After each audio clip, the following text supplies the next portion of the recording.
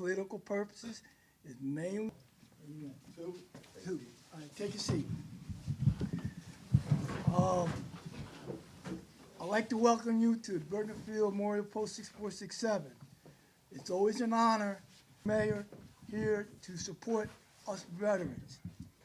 So at this time, I would like to introduce our mayor. I'll be ready to give a few words. Mr. Mayor.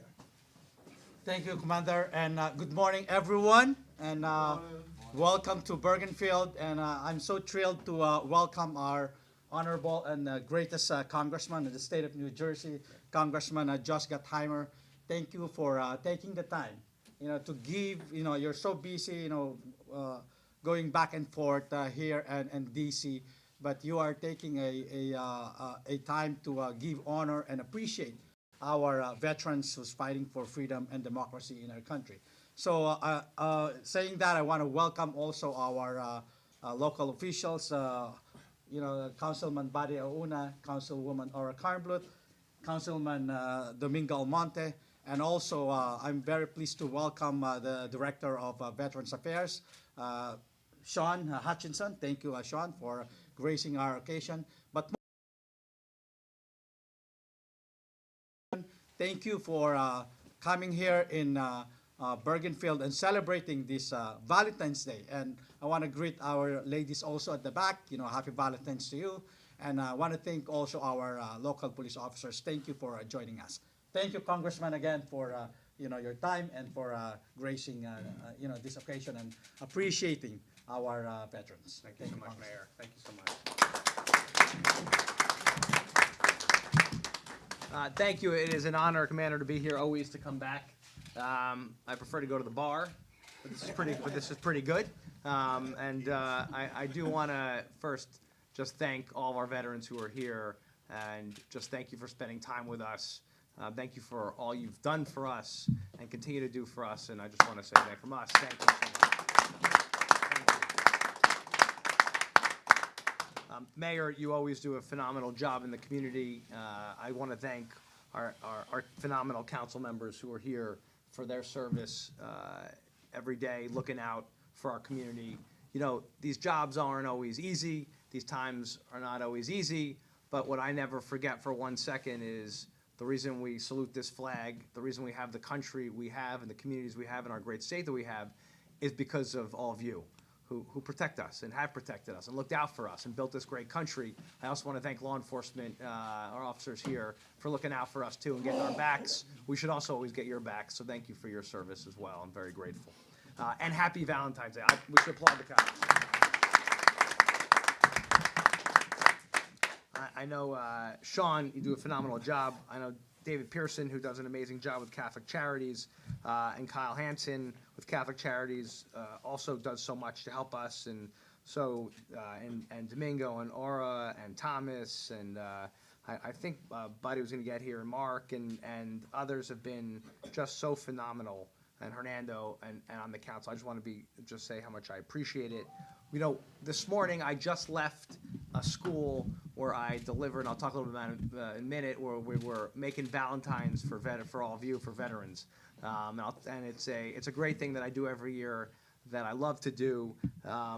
Today is also, sadly, as I was going to the school, reminded actually 7 years ago, I believe, was Parkland, where we lost 17 of our children.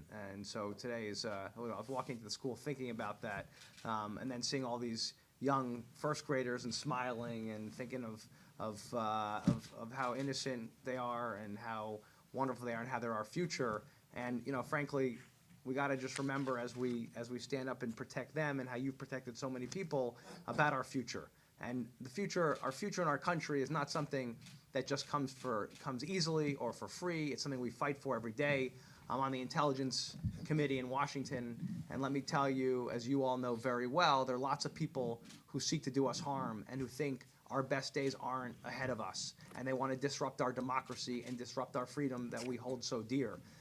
Obviously at home, around the world, and I don't forget for a second, and because some of those briefings that I get, like the one I got yesterday, was tough. There are lots of people who wake up Russia, Iran, China, North Korea, they're waking up every day looking for ways to divide us up, to destroy our democracy, and to ruin our freedom. And then I leave the. Good to see you, Sheriff Perry. I leave those briefings, instead of being negative about the stuff I've seen, the people who want to do us harm, I leave very optimistic because I realize we've got the best people protecting us at home and around the world. We have people who are now in the seats you've sat in before, right? And stood on the lines you've stood on. And I just want you to know that's why I feel that our best days will always be ahead of us, because of people like you who've protected us. Now the question is, when you come home, are we going to continue to protect you? Do we look out for you? Do we get your backs when you come home? Whether it's talking about a job or health care or housing, are we going to look out for you? And that's what I came here today to talk about. Because, and since the moment I got into Congress, and I worked with many of you from the beginning, right?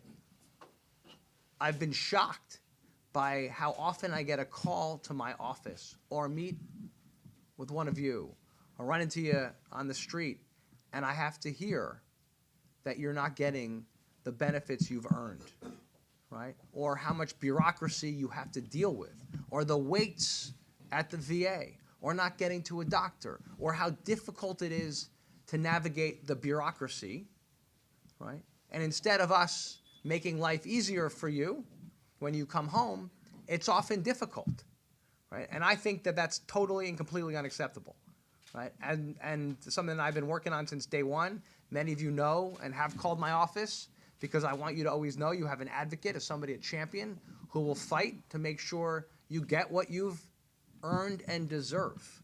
It's not a handout. This should be at least a small thank you and gratitude for what you've done for us.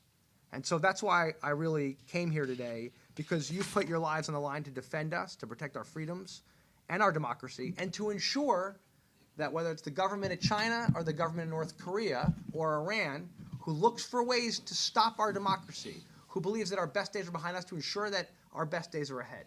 And so we know that, and frankly, we know what we're facing as a country every day, the challenges we're facing.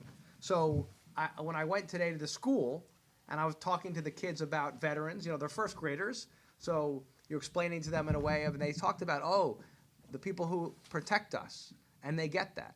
And I said, not all of them go home to Valentine's, but they wanted to make you Valentine's, so I brought some with me.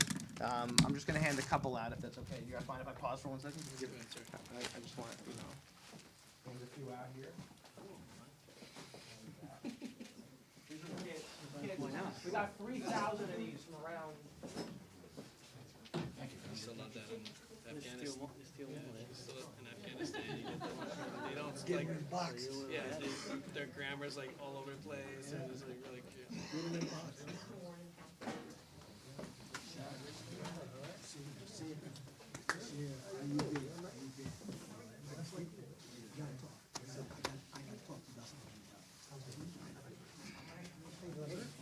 See? Oh, not so good.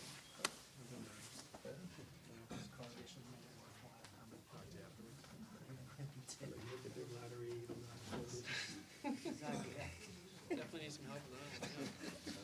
You know what kind of car you want.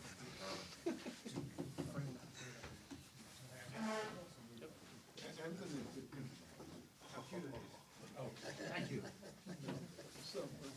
How you doing?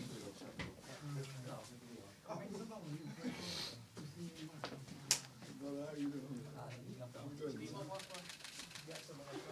Huh? Okay.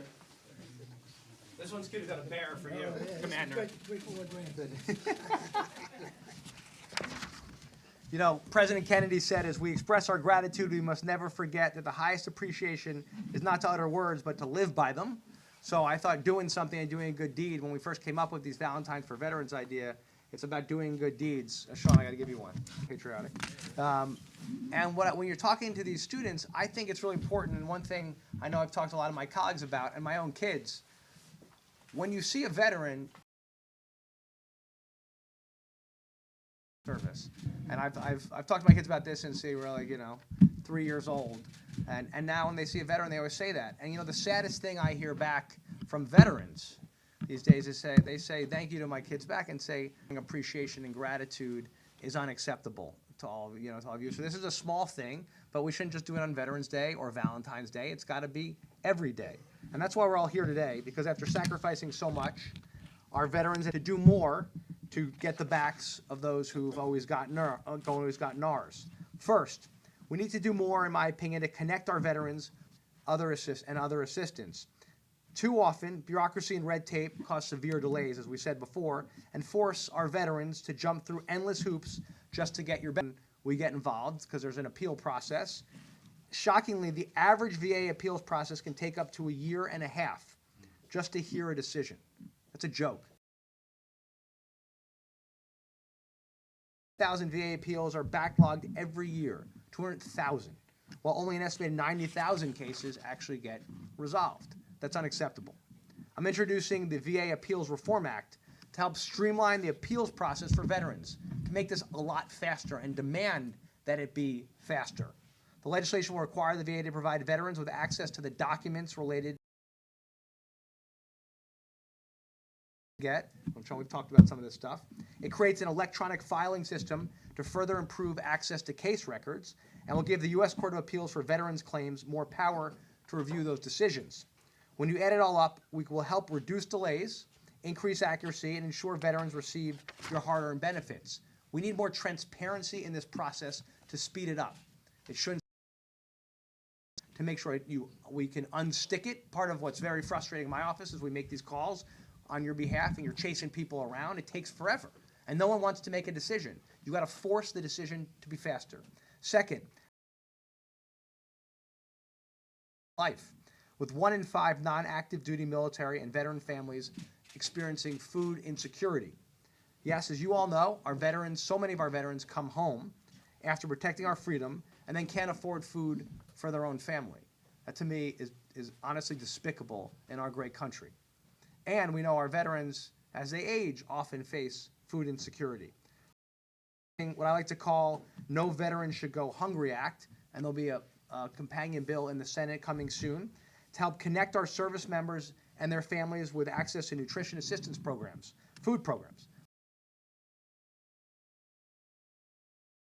to make sure that the food is there, that is not an issue. We know it's actually a very, very big issue. I know you deal with it here, Commander, right? We've talked about this before with the pantry. I mean, that breaks my heart, and we should be doing something about it. Our dedication to our veterans can't end when your civilian life begins. With my legislation, we're going to help address that. Third, the failure to contain the COVID-19 outbreak at Paramus and Menlo Park Veterans Homes during the pandemic, I think, is one of the greatest tragedies New Jersey has ever experienced. We must take steps to always protect the health and wellness of our veterans in state homes. So I'll be introducing the Veterans Emergency and Timely Support Act, also known as the VETS Act. This legislation will require a resident advocate at every veterans home in New Jersey and across the country. Now, why do we need this? Well, I found during the pandemic, I worked a lot on this issue, a lot of families and veterans came to me and said, we don't actually know who's here to actually advocate for us in the building. Like, who do we go to who's really our champion when there's a problem in the veterans homes? It was very difficult to navigate, right? Very, very frustrating for families that and then they couldn't get access to somebody quickly to help address. I stepped in immediately when I learned there was a COVID outbreak, and I started getting calls from family members who had loved ones in the veterans home. We lost at least 190 veterans from COVID-19 at the Paramus and Menlo Park Veterans Home. We brought in the National Guard in response. We called in the National Guard. More than 50 healthcare workers from support from our hospitals. We even helped bring in some of the top infectious disease doctors and physicians in the country to consult with the medical staff who were on site when we had a problem. When it first occurred and many of us got a phone call from families, many veterans were in the dark and felt they had nowhere to turn. This legislation will help change that. Finally, I'm very proud to have helped introduce legislation that actually just passed the House of Representatives earlier this week, something I worked on called the Housing Unhoused Disabled Veterans Act, or HUD-VA, which just passed the House this week. Too many of our veterans have nowhere to live, or they don't qualify for assistance because their disability payments make them ineligible for more affordable housing. Many of them end up with nowhere to go. The legislation will amend the Department of Housing and Urban Development, HUD's definition of annual income to exclude disability payments. This will give our veterans greater eligibility to qualify for housing through HUD and the HUD Veterans Affairs Supportive Housing Program. It's a program that makes housing more affordable for our veterans, but a lot of our veterans who get disability payments don't qualify because those payments count against them. Thanks. Thank you very much. You know about this, Sean. All right. How often do you find this to be a problem? A lot. A lot of veterans are now looking to do their claims to get 100% permanent total because they will not qualify. They don't qualify, right? So they don't actually. Bureaucratic, like loophole that's actually screwing over our veterans, and we have to fix it. So the good news is many of us got together, and now this got out of the House. Now we're working to get it out of the Senate. That's how it works, as you know, to get to the president's desk. So I'm very proud of the work we're doing on that. And frankly, you know, with the help of many of you and getting great feedback, I've come here, I've talked to many of you. Some of the best things I've introduced come from you all who give me ideas, right, and say this doesn't make any sense. I remember we talked, I think across the street, we had a get together on the PACT Act about people weren't getting claims processed and how backlogged the claims are. We put more resources into the federal budget to try to speed that up. It's still backlogged, right? But we've gotten more resources into it. But I heard that from David, I think, right, from the Catholic Charities and others who have given me, and Sean and others, and the commander here have given me feedback of where those problems are. Please tell me where things are a mess, and we're gonna do everything we can to unstick them, right? And when they're stuck, 9/11 veteran era people hired into the VA to help that era of veterans, because as you know, there's sometimes a disconnect, and especially our younger veterans, making sure they also access the VA and get their sacrifice so much, fighting arm in arm with Americans as well to get the care they need. And as I said, the PACT Act was something I helped negotiate and get passed and signed into law to make sure that our veterans who are exposed to toxic chemicals, burn pits, and other toxic substances get the coverage, which I thought was frankly, an unacceptable hole in the system where people are getting covered. And now we have a lot more people being able to be covered, and we know how tragic that's been for so many families, you know, and we're trying to do a lot more. I know that I'm not going to stop fighting. I know the people behind me won't stop fighting, whether that's the VA, a mental health issue, or helping a veteran get support when you come back home. Please call if you have an issue. Please let me know. You can email me at You can find it, gottheimer.house.gov. You can just Google it. You'll find it. You can call my office at 201-389-1100.